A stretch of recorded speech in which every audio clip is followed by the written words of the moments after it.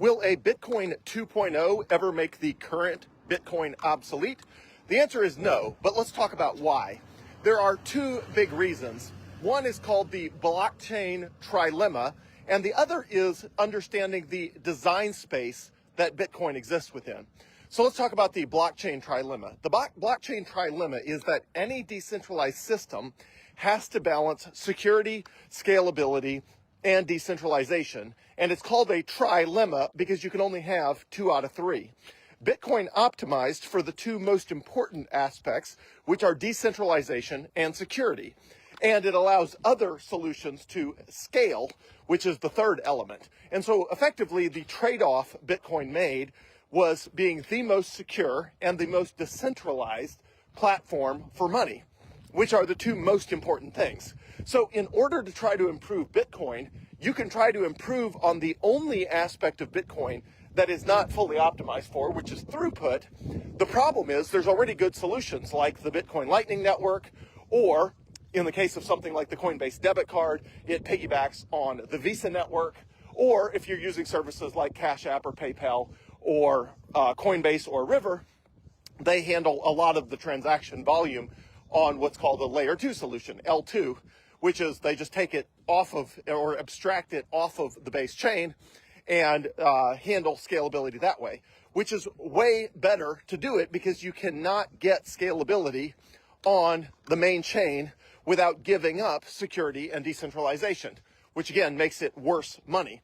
So as soon as you understand that, you understand any improvement to Bitcoin comes with a trade-off of either decentralization or security. And because decentralization and security are the two most important aspects of a digital money, I should say, because decentralization and security are the two most important aspects of a digital money, there is no way to improve on Bitcoin without somehow making it worse on one or both of those vectors. So the first reason to understand why there will not be a viable Bitcoin 2.0 that competes with Bitcoin 1.0 is because you have to make something worse about digital money in order to try to do that. And you have to give up either security or decentralization somehow. And nobody that wants digital money is willing to give up decentralization or security. And again, you can get scalability through lots of mechanisms like the Bitcoin Lightning Network and other layer 2 solutions that take a lot of the small, pennies and that sort of thing, transaction volume off of the main chain if you need to, if it needs to scale that way in the future. Right now, the Bitcoin network doesn't need that sort of stuff, but in the future, if it does, all of that stuff is fully functional. Next, for the other reason there will not be a Bitcoin 2.0, is you have to understand the design space that Bitcoin exists within, and you have to realize that it's possible to invent something that is optimal for which any change makes it worse. So let's say you have a shape on a 2-dimensional shape, and you want that shape, you decide, okay, I'm going to try to make the perfect, the smoothest shape. So you try 3 corners, you try 4 corners, you try 5 corners. And as you add additional corners, you realize that an octagon is more smooth around the edges than a, pentagon, because there's 8 sides instead of 6. But at some point you invent a circle. And when you invent a circle, you cannot make the sides of that shape smoother. Or more uniform, I should say. You cannot make the sides of a circle more uniform no matter what you do. You can say, okay, but let's push one side in or push the other side in. And instead of making it more uniform, you end up with an oval, which is actually less uniform. So it is possible with shapes to come up with a perfect shape that meets a certain criteria. So for example, a circle has the most uniform sides to it because it's the same all the way around. A sphere has the most uniform sides to it as well for a 3-dimensional sort of thing. So let's assume that you needed a 2-dimensional or a 3-dimensional thing that was completely uniform, and that was the optimal shape for money as a hypothetical example. Again, you can't improve on a circle or a sphere because that is the only uniform option. So Bitcoin exists in the same sort of design space where every decision that Satoshi Nakamoto made when he invented Bitcoin, every one of those decisions was optimized for digital scalable currency. And if you change any of those things to try to improve it, you make it worse. So Bitcoin has a 10-minute block time. It has a 1 megabyte block limit.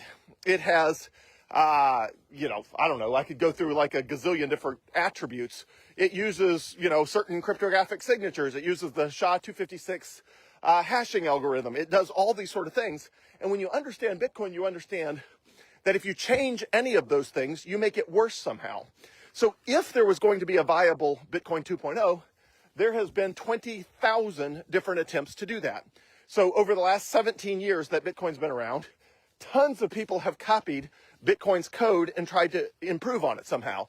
There's been Litecoin, there's been Bitcoin Cash, there's been Dogecoin, there's been literally dozens, hundreds, or even thousands of different cryptocurrencies that were all trying to improve on Bitcoin somehow.